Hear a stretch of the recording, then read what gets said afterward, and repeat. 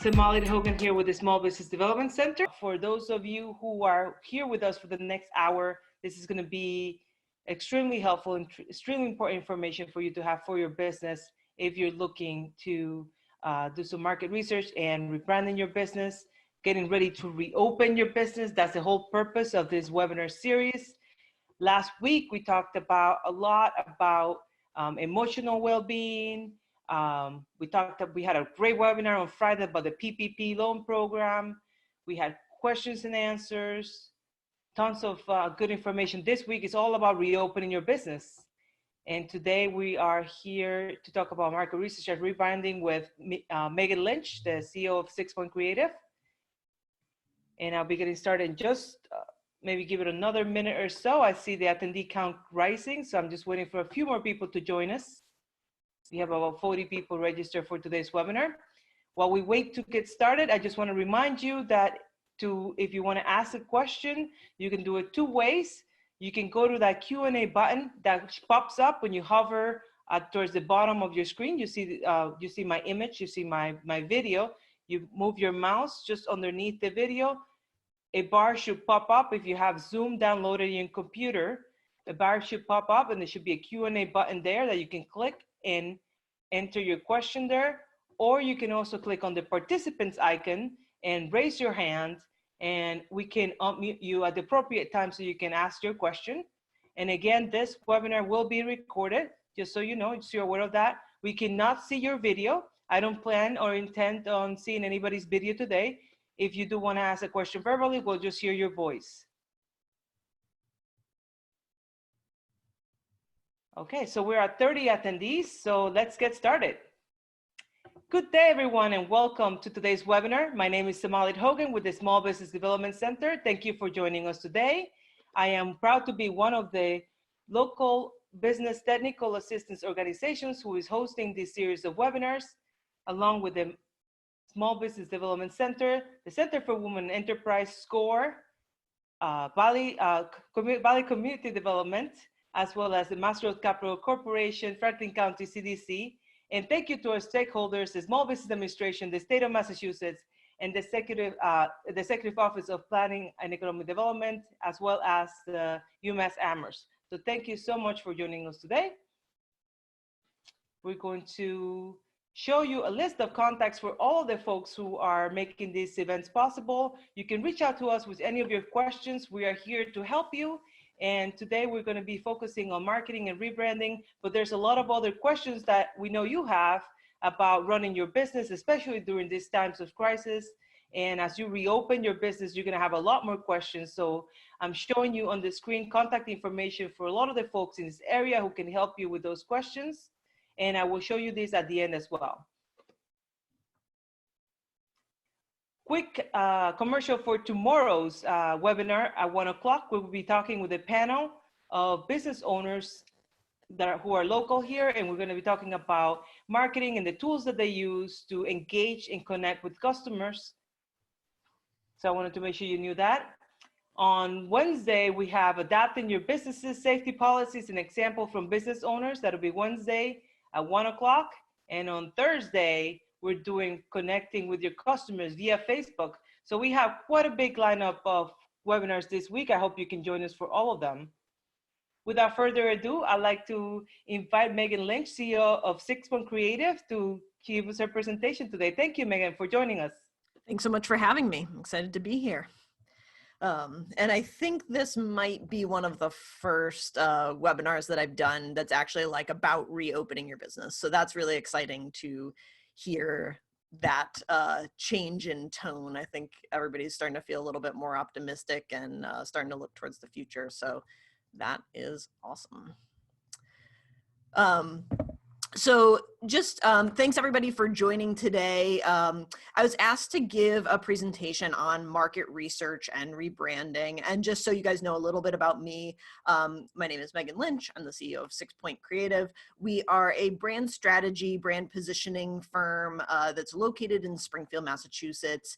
And we have a special focus on second stage companies. So companies under 100 employees, usually between 10 and 100 employees, who are positioning themselves for next stage growth. And I think right now, especially, lots of companies are, you hear like survive and thrive and a lot of pivoting language, and people are really thinking about, what is their position in the market and how do we best, look at opportunity and think a little bit differently about how we're doing business. And I think probably the biggest mistake that anybody could make coming, as they start to imagine kind of what the next 12, 18 months, 2 years look like, would be to think that we're going back to business as usual. I think that would definitely be a huge mistake, that even as we talk about reopening, there's going to be a long runway coming out of this, and consumer behavior is not going to, go back to normal. Business behavior is not going to go back to normal. And, at least from what I'm hearing and, what seems to make sense kind of looking out over those next 12 to 18 months, we're going to be looking at a lot of like stop and start. So there's going to be like things opening up and, starting to get busy, and then something's going to, happen to kind of either make people a little bit concerned or stop spending. So I think that doing some real listening is a great opportunity. And that's a lot, basically what research is. So we'll get into it and talk a bit about it. So basically, when we talk about branding, what my company is talking about is your reputation in the marketplace. We're talking about branding as positioning, branding as reputation. And we love this quote by Jeff Bezos, which is, your brand is what other people say about you when you're not in the room. So basically, it's not about what we want to be seen in the marketplace and how we're thinking about ourselves. Instead, it's really about, what are people saying about us? What are people expecting from us? And are we living up to those expectations? And I think that that's something that's really important to keep in mind as we're thinking about research, because really research is about listening. It's about listening to what other people say about you when you're not in the room, or listening to what they're going to be talking about in the market or how they're doing. I think a lot of small businesses tend to make the mistake of, just, you get excited about your idea, your product, you get kind of tunnel vision when you're in the day-to-day, and you forget that really at the end of the day, we're really all here to serve our customers and to provide something of value to the marketplace. And so a little bit of listening goes a long way. And I think right now, especially with things changing so rapidly, assuming is probably the worst thing that you can do. So just making sure that when you are getting ready to make any kind of major change for your business, whether it's reopening, whether it's kind of looking at a new market segment or thinking about a different way that your product or service could meet a need in the market, you might see opportunity, but it's a great opportunity to just do that gut check and make sure that other people are really going to be responding to what you're offering. And I think that that's especially important right now when you don't have either time or resources to waste. So now is a really important time not to be making false starts. And I think that we all, as business owners and business leaders, really get that, that we don't want to be wasting money. We don't want to be wasting time. We don't want to be wasting resources, ever, but especially right now when all those things are at a premium. So I think the big question that that we have, and I think that that's something that I just want to address today, is why don't we do more research? Like, why are particularly small businesses, at least in our experience, are really not doing any kind of research? And it's something that, for our team becomes a question that we often have, like, why aren't more companies doing this? It's so important to listen before you jump into the conversation. And I often use the metaphor of, if you were at a cocktail party, you wouldn't just start like jumping from conversation to conversation and just talking about whatever you wanted to talk about. You would, if you were joining a conversation, you'd take a few beats and just listen to what other people are saying, and then figure out how you could add something of value to that conversation. And if you're thinking about branding, marketing, repositioning, it's really the same idea. You're joining an ongoing conversation, so you just want to do a little upfront listening. So why don't we do it? I think that one of the big hurdles is it's too expensive. I can't afford it. I can't afford a big market research study. And so really one of the big things that I want to make sure that you walk away with today are some really inexpensive ways that you can do market research that will give you valuable insights and we're not talking about, a multi-interdepartmental 6-month research study, 12-month research study. That's not what we're talking about.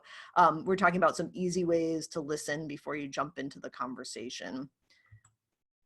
I also think it's really important to be thinking about the value of a solid brand and solid repositioning in a way that is in tune with the market. So this is just a graph of sales where you do lead generation without doing any kind of brand groundwork. And so you see anytime you have a jump in sales is when you do some lead generation and then you stop the lead generation and sales drop back to their baseline. And this just keeps happening over and over again. And it puts businesses really on a treadmill.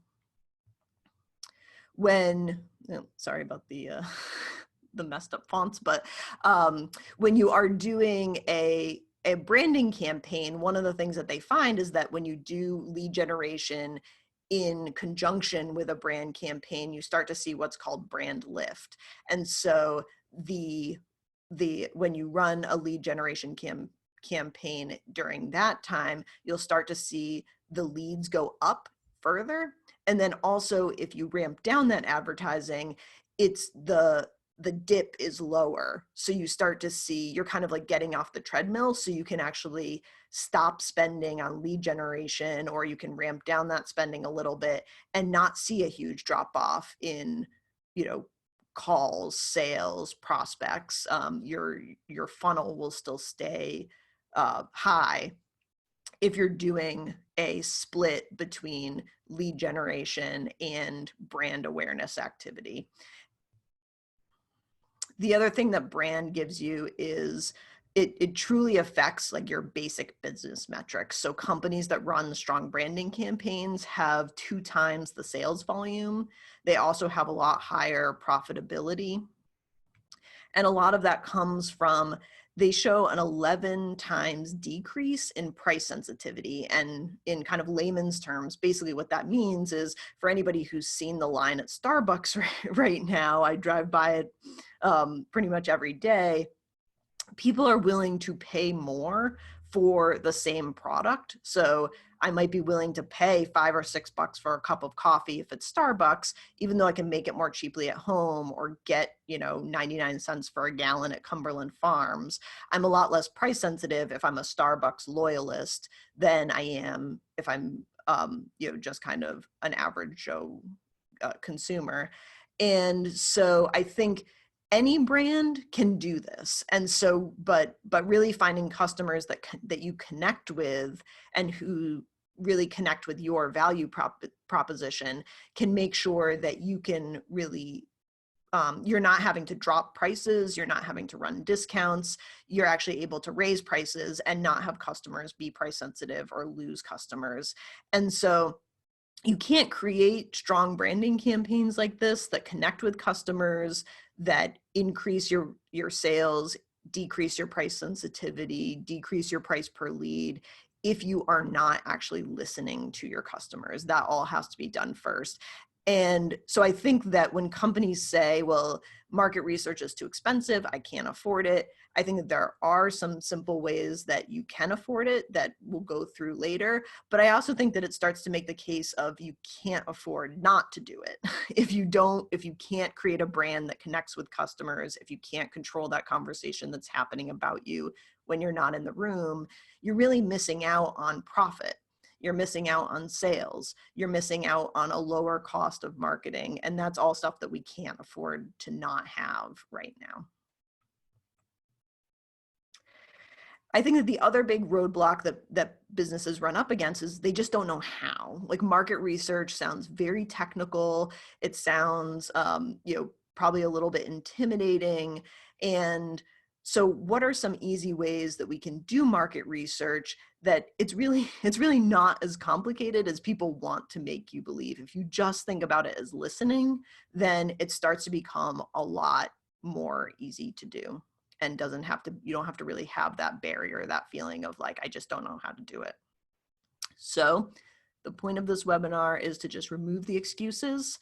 You are all going to be market research specialists when you leave today, and so we'll get into it. So I think one of the things that people don't often take advantage of, and that you guys might have a particular opportunity to do right now, is to leverage some of the existing sources of data that you are probably already paying for, or that you probably already have for free. So for example, if you have Google Analytics running on your website, if you pay for Salesforce or HubSpot, or you use a MailChimp or Constant Contact email list, or you do social media on Facebook, you have the opportunity to do research on your own company right now. And I think that, again, in the day-to-day, we often forget to really mine these sources for information. But if you have folks who you got PPP funding, you have people who maybe aren't extremely busy, might maybe have some time on their hands, now's a great time to have them just do a deep dive into the analytics tools that you already have.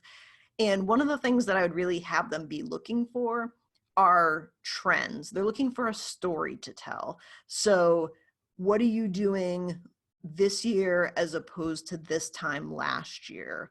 Where have you seen really like huge spikes in traffic or response rates or lead generation? Where have you seen really big open rates versus not? Where have you seen, when people are coming to your website, are they bouncing off right away, or are they coming? And if they are coming, like have them do a deep dive to see what content they're looking for and where they're coming from. And if you can see any changes in that data over time, I really think that month-to-month comparisons or year-to-date comparisons can be extremely helpful reports to run, because they just start to get you thinking less about like, looking at numbers in a vacuum, like, well, what is a good number for page views or bounce rates? It almost doesn't matter. You need to find the baseline for your business and then look for anomalies in that baseline. And that's where you're going to start to really get a story to tell. So what were we doing last year as opposed to this year, this month as opposed to last month? And have your team go in and look at some of that stuff and see, just, charge them to say, like, what stories can you tell me? What questions do you have? And those questions are going to be the start of your market research. So we want to understand why this promotion did particularly well. We want to understand why we had a drop off in traffic with our website. We want to understand why this one website is sending us so much traffic. Those are all really important questions that you need to ask. And again, you probably have tools already for free that you are really underutilizing, and you don't have to mine them from like a data nerd standpoint. You can really just look at them in really simple, high-level ways. They have lots of graphs, visual data that can start to point to some of those spikes and trends that you can take a look at. The other big thing that we like to do is a lot of interviewing and surveying, and we will actually work with our clients to survey their internal teams. And you would be surprised at the amount of information that you can harvest from your internal team. And this is an example of, we had run a survey with a client surveying their internal team about how would they describe the brand of their own company if they were a person. So a man or a woman, what kind of car do they drive? What do they care about? If they were at a party, what would they be doing? And we just asked them a series of questions. And when they responded to the questions, we started to see some very common trends.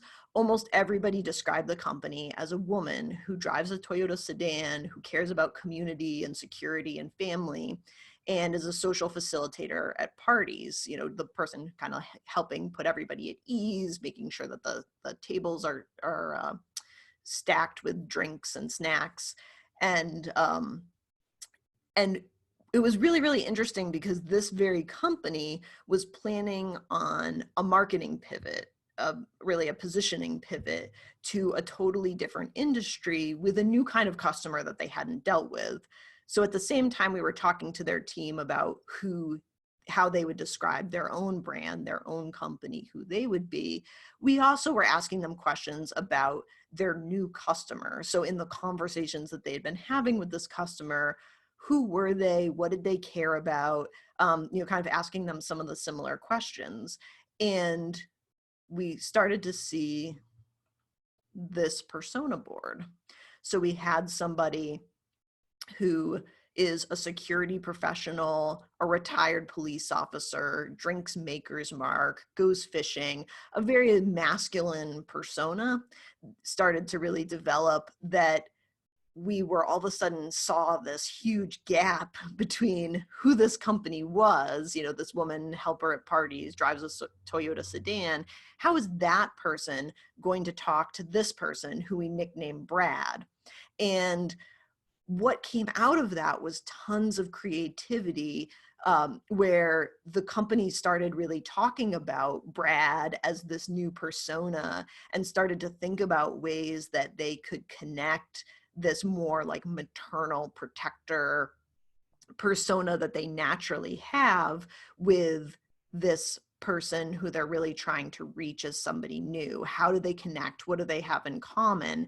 And it really prepared them in a meaningful way to make a market pivot in a way that, again, just kind of listening to that conversation before they jump in. If they hadn't listened, if they hadn't kind of done this thinking, they could have started talking to Brad in a way that he would have said, like, who are you? Why are you doing this? But instead, they were able to really create this persona that was still true to who they were, but also spoke to this person. So it was a lot about kind of tapping into, they had a lot of shared values around security and protection, and but could kind of approach it from a more maternal way as opposed to, a really hard-edged kind of security focused way.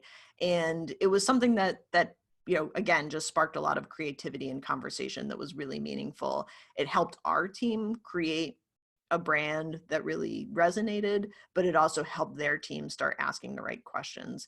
And so again, this is something that you could do with your team, is to ask some questions, survey about how do we think people are talking about us, and then also ask them some questions about what do they think, what's going on in the lives of your customers, what do they think, are maybe some disconnects that are happening between either you and your current market, or if you're thinking about pivoting to a new market, what are some disconnects between those markets? So you can kind of like find your Brad and start to really build a picture of who that person is. I have another example of a company called Eat Your Coffee. And I think these guys are just such a great example. So this is a small brand that was primarily selling through Amazon. And if any of you guys have sold through Amazon, you know that one of the huge issues with doing that is that they keep all of your customers' data. So it's really hard for most companies, again, depending on the relationship that you have with Amazon, you might sell through Amazon, but you have no way to get any insight about who your customers are, and you may not have a way to communicate with them. And so it becomes this gigantic disconnect. And so one of the things that Eat Your Coffee did was they started to send 200 handwritten letters to their top Amazon customers. So they didn't have access to email addresses, but they were able to, because they had fulfilled things themselves, they were able to send them something, just a handwritten letter, just thanking them for their order and also asking them to participate in a survey. And they gave them some free products and some branded swag, just for completing the survey. And the survey was really asking, kind of positioning those folks about being connected to the future direction of the brand. So we're looking for some insight. You're one of our top customers. We want you to participate. So it really helped to cement those relationships. And then they also started to get some insight about how these people got their caffeine fix. This is obviously a caffeinated snack bar. So before they found this bar, what were they eating or drinking that gave them that caffeine fix? How does the product fit into their day? Just some general questions that, again, they might have made some assumptions on, but that they could ask about. And they got some really interesting insights, including finding an 83-year-old woman who was one of their top 3 customers, who was a fan of the product because she couldn't drink coffee because she had acid reflux. So she had always been a coffee drinker, and this bar gave her access to that caffeine fix when she just kind of physically couldn't do it. But this woman was not in their minds as a potential target, and they weren't even really promoting this product as a coffee replacement. They were really doing it, again, more as a snack bar. And so basically what they were able to do was start to figure out, how does their brand fit into the lives of customers, and where might there be customers or opportunity that they're not even thinking about? Sometimes your customer will take your product or service and use it in a way that you aren't thinking about. And so before, they might be thinking about extending their brand into decaffeinated snack bars, as opposed to thinking about it as something that they could target to people with acid reflux who can't drink coffee as a coffee replacement. They could have made a totally different, pivot into a market that's a lot more crowded, as opposed to a pivot into a market where there's really blue space and nobody's really talking about this particular thing. And I saw we had a question come in. Do we want to answer questions along the way?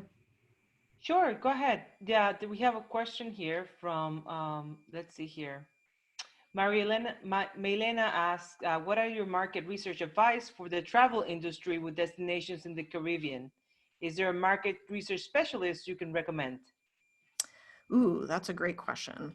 I will have to look into that. I don't necessarily have a market research specialist for that industry, but again, I do think that one of the things that you maybe don't need is a market research specialist, that there might be ways that you can, again, survey existing customers or look for some secondary research that's coming out.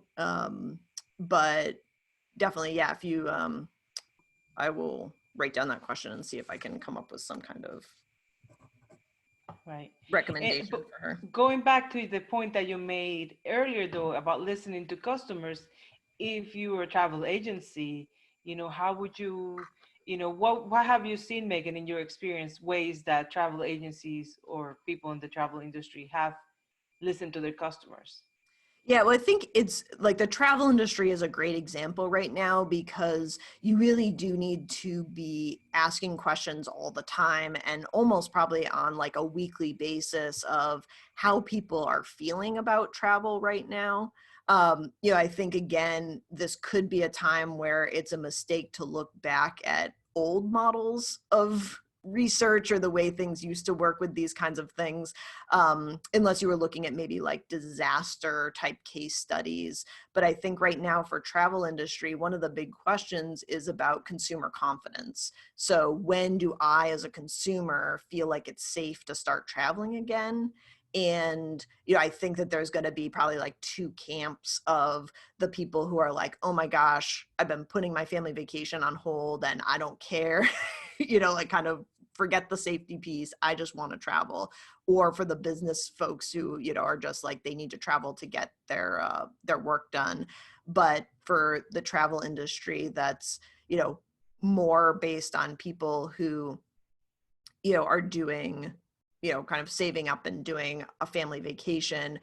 They might not be ready to do that right away. So again, talking to them about what is their confidence level, when do they think they're going to travel, and also what would they need in place in order to feel confident to travel. I think it's, there's going to be a lot of research that's going to be happening in this space, because it's an industry that's so hard hit.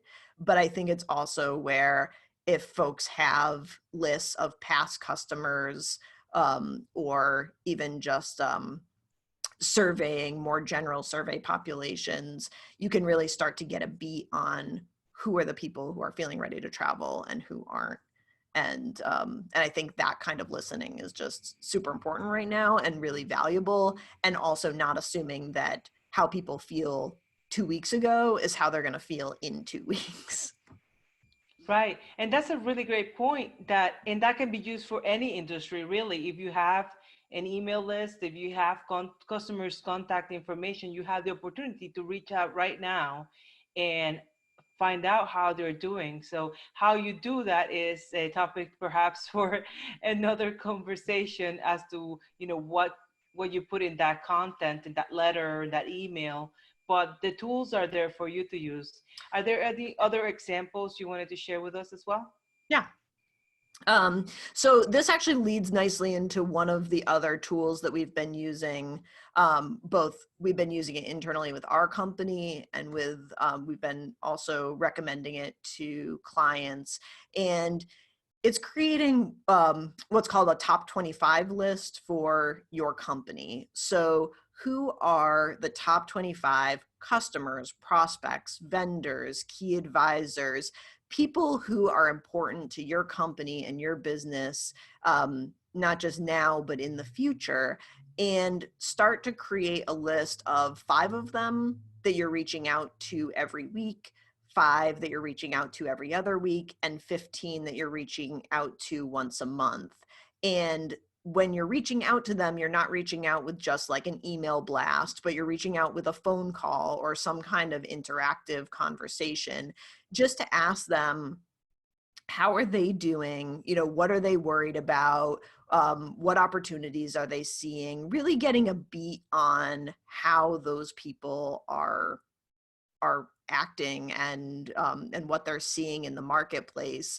And this is a great way, it sounds simple. It doesn't even sound like research, but it does 2 things. One, it strengthens those relationships. And number 2, if you're having those kinds of conversations with people, or your team are having those kinds of conversations with people, and then bringing back the information that you're gleaning from just these, sort of meandering conversations, you're going to come back with insight about like, oh, we've heard from, every single one of the customers on our top 5 that they're starting to feel a little bit more confident, or they're looking for resources in a particular area, or they are feeling a little bit worried about something that's affecting their industry. And those are things that you can then take and use as intelligence as you're trying to create a plan, whether again it's rebranding or repositioning, or whether it's just reopening and, and working with your business. So these are the kinds of simple things that, people aren't even doing these basic things, never mind some kind of complex research study. So really all these are just phone calls. Just phone calls Right. to people who who you have established relationships with. And so a great exercise that you can do with your team is to brainstorm this list, brainstorm a top 25 list, and assign out who's going to be in charge of contacting these folks, and just making sure that you're keeping a beat on what's going on in your industry. Yes, Megan, that's a great suggestion. And I wanted to add, some of us here on this call, on this webinar, do have a team and have a supporting staff that helps us with marketing. But for those of us who are solopreneurs doing this on our own, I think it's very important to realize that once you have a customer, you have that, you mentioned that, you said you have an established business relationship with them. Basically, that is your permission to give them a call, because many of us are afraid of calling someone, and we're afraid of rejection, first of all. Sure. And we're afraid also that someone would think, oh, we're too pushy, we're calling them about our product all the time, things like. No, this is not what we're talking about. This is like a phone call that goes to a loyal customer that perhaps you've had for years, or maybe for a few months, someone that loves your product, or you may not even know that, but you have a customer that's already bought from you, that you've seen at the store, that you've seen going to your purchase stuff online from you, and you're calling them to check in, see how they're doing, thanking them for their business. That's a great way to start. Thank them for their business and tell them what else can we do to make our product or service better. You have any ideas? Kind of pick your brain for a little bit and maybe offer, as you said before, a little something, whether it's some free product or some swag or something like that, to thank them for their information. That's really what we're talking about. So if you don't have a team, don't worry, you still can do this. Right, exactly. I mean, 5 calls once a week, if you just build that into your schedule, it's no big deal. And I think also that you also need to be thinking about these as just check-in calls, just human to human calls. You don't even need to be asking any specific questions about your product or your service. You can just be asking them, like, what's going on in your life? How are things going? Are we meeting your expectations? Is there anything that you need from us? But also just like, what do you see the next few months looking like? And I think one of the things that people also underestimate is other people's, just everybody likes to talk about themselves. If you call them up and ask them questions, human questions about them, they will talk to you. And I think particularly right now, I know I've had a lot of good success with just picking up the phone or texting people who maybe I even haven't heard from in a while, but I think people really appreciate the like one-on-one call, and even the fact that it's like not a Zoom call, but it's just a regular phone call. And so I know, that there have been people who I've been trying to get in touch with over the past 6 months who, I've given a call to now that they're happy to pick up the phone, and we've chatted for, 30 minutes or an hour easily, just about catching up about what's going on in people's lives. So. Right. And we have a question here from Dion. He said, you mentioned Facebook as a source of market research. He has found it difficult to interpret the insights offered on the business page. Where can he find a good tutorial on disseminating those numbers? The Facebook business help page is oftentimes so stuck in their own terminology that nothing is very clear there. So do you have any suggestions for Dion? Yeah, that's a great question. I find there's 2 good resources for information on stuff like that. One is HubSpot, has a lot of tutorials and free content about social media and interpreting insights. And the other is a website called Social Media Examiner. And they have, they keep their content very up to date. And they have a lot of resources and tutorials and kind of how-tos about things like that, so that you can kind of find ways to look at your data and think about it in a little bit of a new way. And I totally hear you on the terminology. I think it's also where I tend to just really like step back and again kind of run some of my own reports, like comparison type reports, to start just looking for spikes and then digging a little bit deeper into those spikes or dips. That those are the things that I'm really like most interested in, is not so much where things have stayed the same, but where have they changed, and looking for that kind of thing. Yeah, there are tutorials out there for how to interpret some of these. So perhaps we can find some to suggest for people later. But you're right. I mean, it's all about sort of seeing the story behind the numbers, so to speak. Not so much getting stuck on what the numbers are. And then one more question, and then I'll let you finish with your presentation.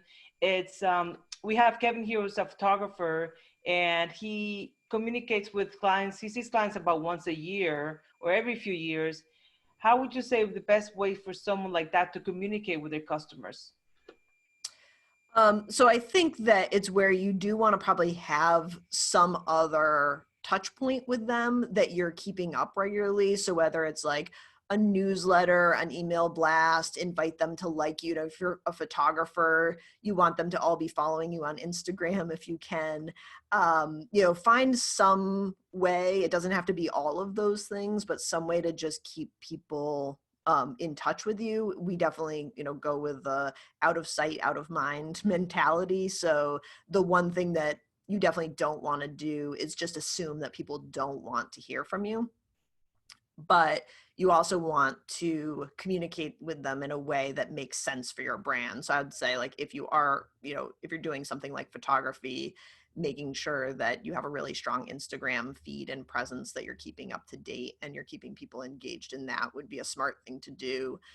For another brand, a newsletter might make more sense, things like that. But and you are also going to probably want to be thinking about other ways that you can connect with other people who might touch your customers. So if I was a photographer, again, depending on what kind of photographer you are, I might want to be in touch with, like, if I'm a product photographer, I might want to be in touch with ad agencies to see what they're doing. I might want to be in touch, if I'm like more of like a wedding photographer, I might want to be in touch with event planners and people like that, so that even if you aren't speaking with your prospects, that those people are speaking with your prospects and more regularly, so that you kind of have a beat on what they're doing. So I wouldn't be contacting customers who only see once a year every week. But if I had some ad agencies that I collaborated with, I would definitely want to be in touch with them every week, or a couple of them. That makes sense.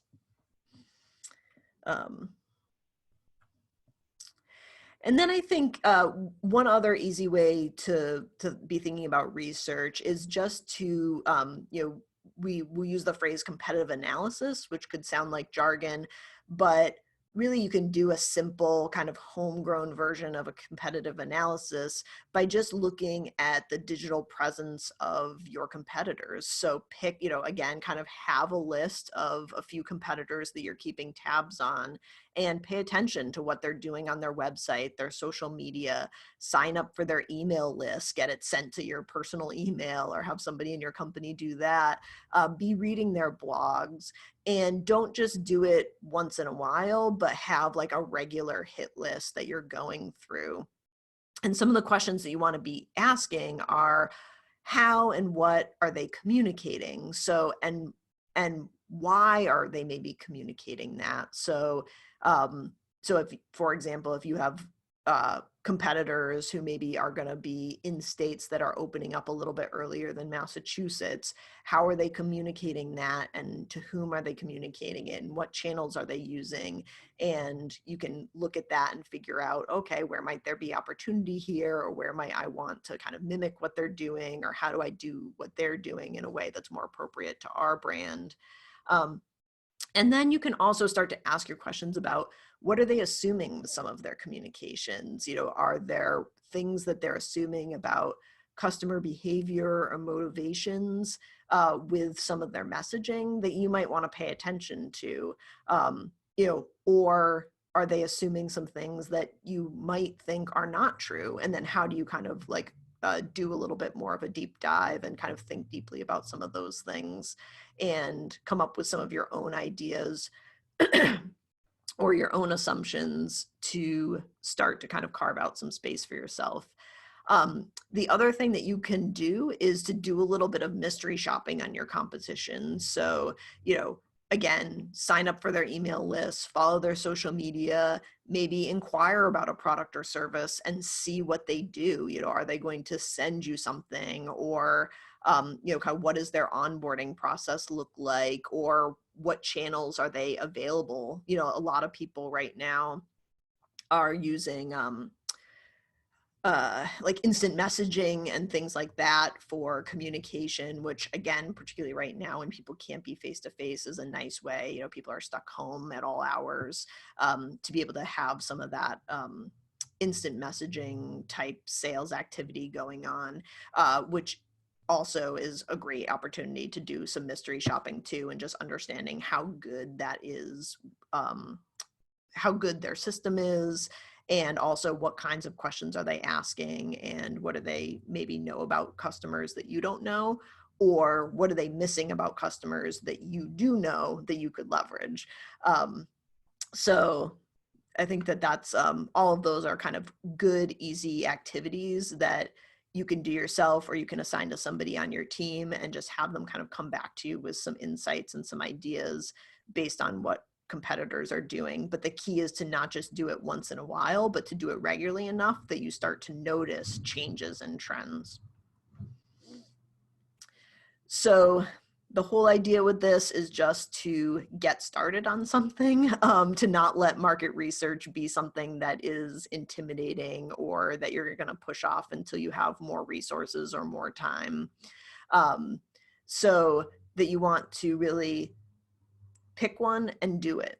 So you're either going to use what you have, you're going to look for stories in your own data, and I can definitely find and send to Sam some options for like training on how to look at data, some good tutorials on how to do that.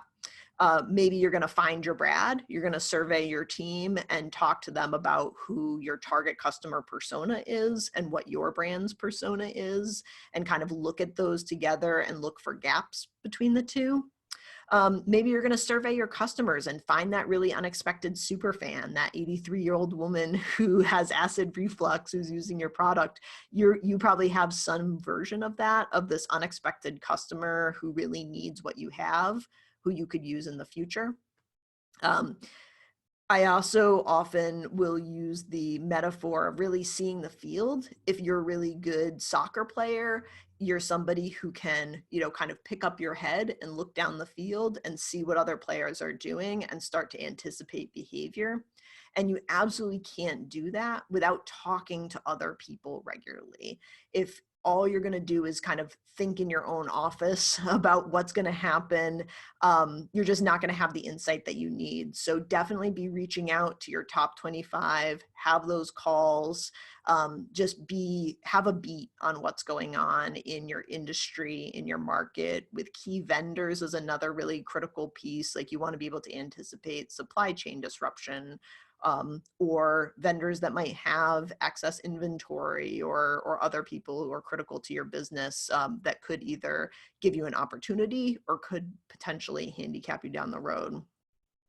And then watch your back. Do a regular competitive analysis. Make sure you know what your competition is doing, and just make sure that you're not caught by surprise with something that somebody else is doing that you aren't prepared to respond to. So the real key takeaways is that I really want you guys to understand that research does not have to be expensive or complicated. That a lot of small businesses don't have the budget or the time to hire a research specialist. And even if they did, the insights that they would glean from that wouldn't be very different than what they could find if they just surveyed themselves. And then building a brand and building your positioning based on research actually does increase sales and profitability. So a small investment right now of time, resources, money, carving out some small portion of your team to focus on this will 100% pay you back and more. That if you can use any of these insights to inform your positioning, especially if you're thinking about rebranding or pivoting your market, this is absolutely critical. And then the really highly related to that is that listen before you speak mentality. Don't just be assuming that you know what's going on or that you know what your customers want. Make sure that you are asking them. It is the cheapest thing you can do, and it will save you tons of money and tons of time. So happy to answer any other questions. And great. Thank you so much, Megan. That was amazing. I don't know about you guys, but I was taking notes throughout the whole presentation. It was just like one great nugget of insight and information after another. And here's a few of them, just to summarize a few of the things that you said that resonated with me. Getting off that treadmill. Like at the very beginning, you talked about that, because that's how we feel sometimes. We're in this treadmill, constantly putting out information and calling prospects, and then all of a sudden everything just falls off because we don't have that brand behind that campaign as well. So every time we do lead generation, it sort of goes up, and then all of a sudden it just drops off. We don't have a brand that kind of that supports that lead generation. So aiming for that brand lift, as you talked about, in market research, it's really just listening. It's listening to your customers, and that's really the easiest form of market research. Mind your data resources. You talked about social media. You talked about mining what information you get on your email list, Constant Contact, MailChimp, even, and you gave the great example about Eat Your Coffee, the company from in Amazon, who did that by sending their customers letters and send them a survey. Yep. And all of that. So looking for the story in the numbers, very important. So if there are any questions from the audience, feel free to type them in the Q&A, or you can press on the participants button and raise your hand, and I will unmute you and let you ask your question. In the meantime, there's a couple other points that I wrote down here. It's find your Brad. I love that. Find your Brad, which your Brad is basically from the example that you gave us about this customer that you're trying to reach. Yep. Really know and understand who they are, what their pain points are, what solutions they're looking for. Not just go by your gut instinct. Or you need to listen. You have to. So part of it is gut, of course. You have to make assumptions to come up with questions to then validate your assumptions or disprove them when you are doing that research. And yeah, and the top 25 list, that's just great advice to kind of brainstorm who are those 25 customers that you're going to reach out to, 5 every week, 5 every other week, 15 every month. And these are just phone calls and conversations that you have with people in general to check in. It doesn't have to be a sales call. So exactly. If there's any other questions here, I'm going to go ahead and allow some of our folks here from Amy Shapiro is on the line. Anita Eliasson is also on the line from SBDC. I think I see Dee Dice here too. So guys, if you want to add anything else, feel free to add to the conversation. Any questions you have. One question we have right now is, would you be able to share these slides with everyone, Meghan? Oh, absolutely. Yep. Happy to share the deck. And yeah, I'll add some additional, as I said, some resources for like tutorials and things like that to look at data, because I do think that's a good question, and there's tons of them out there, some better than others, so can definitely pull some of those for you guys. And I think just to kind of piggyback on the kind of find your Brad thing, I think another good example that everybody would be familiar with is Victoria's Secret. Like they really, when they think about like their internally, they talk about a Victoria, that they have like a persona that they talk about that like, would this person like this product? And because they've been so consistent with that over the years, Victoria's Secret brand loyalists will purchase, I think they spend like $40 or $60 more than the average consumer of lingerie. And a big piece of that is because that company really focuses, they know their target market, they know their target buyer, and that person stays central, like from an emotional standpoint, with all of their team when they're thinking about product development, they're thinking about promotions. So great. Excellent. So Amy, I've go ahead and unmuted you. Go ahead and ask your question, Amy. Well, actually, I have two questions. One is, a lot of people consider or explore buying lists of names. Do you have anything to say about the purchasing existing lists to try to find new customers? Yeah, I mean, it can be occasionally valuable. You're really talking about a very cold form of lead generation. So it really becomes a numbers game of how good is the list, number one, and lists really vary widely in quality.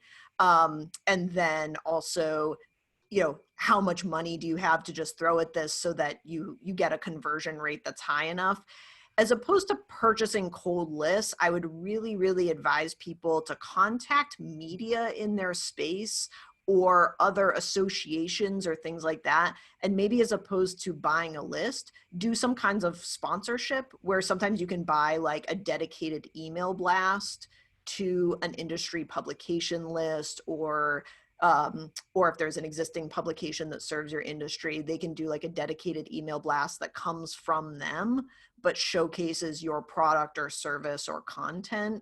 And people are much more likely to open those, and you also kind of get the brand halo effect of like the trust from this organization, you know, is able to kind of like warm up the lead a little bit. So we see a lot higher conversion rates to do that kind of thing than just like, you know, purchasing a cold list and reaching out to them yourself. That tends to be a lot more expensive with a lot lower return on investment.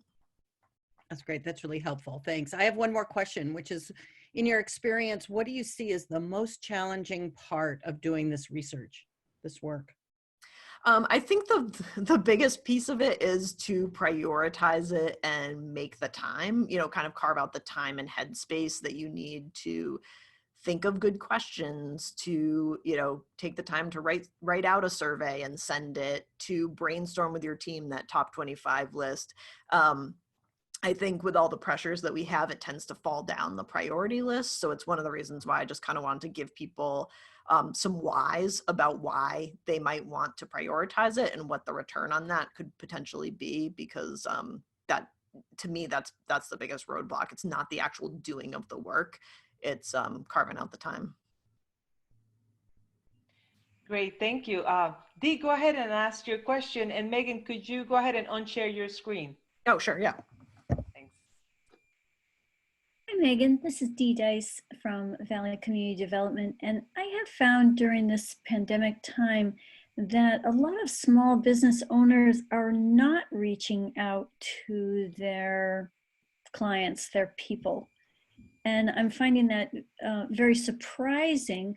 But do you have any theories on why that is happening, or any ideas about that?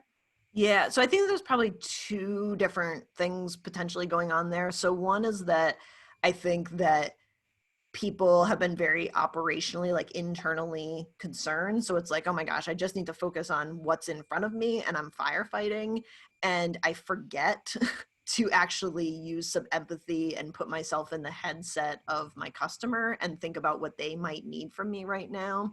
So I think that there's just that piece of like having so many pressures on us that we're just not thinking clearly. Sure. And then the other one is, I think, people not really being sure what to say. You know, like, well, I don't really have anything to update them, like we're fine, or it's kind of business as usual. And I think just not taking it for granted that people like don't need to hear specifics from them. But again, like we're always counseling our clients, like if you are not putting a story out there, people are creating their own story in their heads. Right. And I think even if you don't have anything to say, find out what they have to say to you. Again, like that's the time for listening. So it's so easy just to reach out and say like, hey, just calling to check in. What's on your mind? What questions do you have? And you might, having a couple of those conversations you might see some patterns that you're like, oh my gosh, everybody's asking me this one question. Maybe I better put out an email blast on that question, or put, you know, some information out on our website or things. Yeah, that's great advice, because I think you're right. A lot of people are saying, well, I don't have anything new to say, but reaching out and say, what's happening with you? What are your concerns? That's great advice. Thank you. Yeah.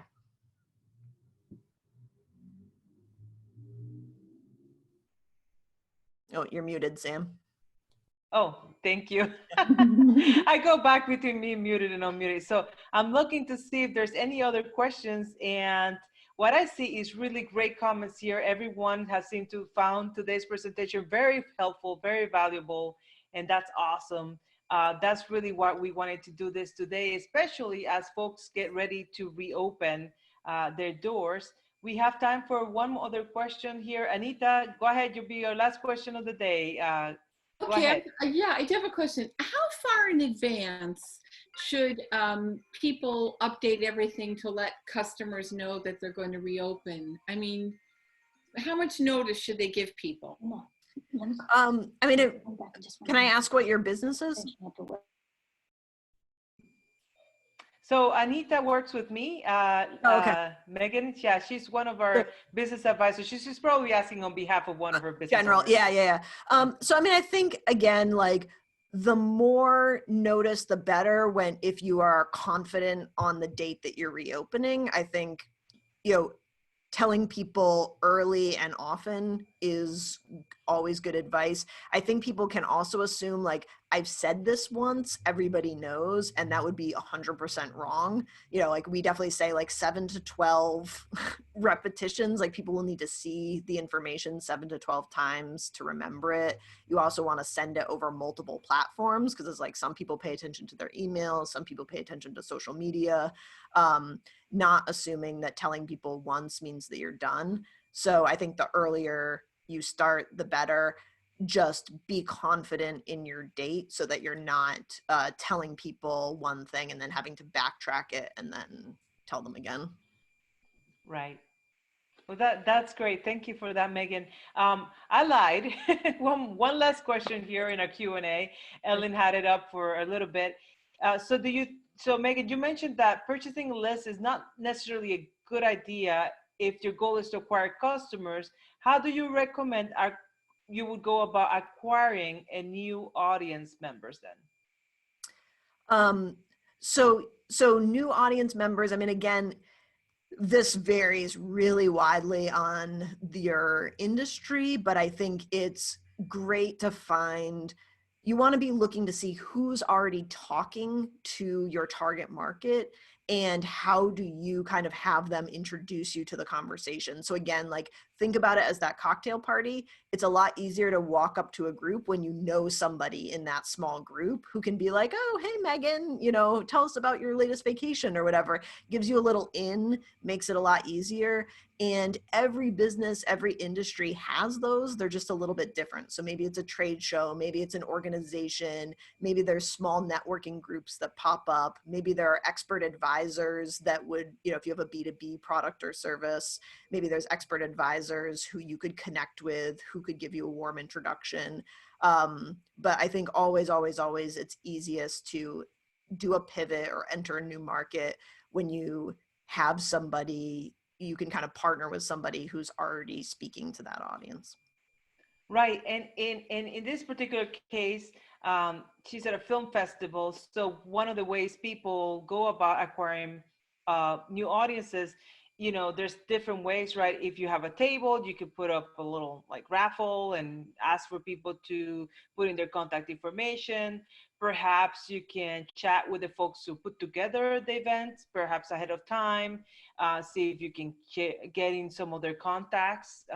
So that you have to pay for that, right? Yep. So that you have to pay for that particular list, but that list might be a really good one, especially, you know, there are people who are registering specifically for that event that, you know, who are people who are absolutely 100% interested in what you have to sell, potentially, you know, but it is the audience you're trying to and I think sometimes one of the things that we're seeing a lot more of right now is collaborations with even people who could be competitors.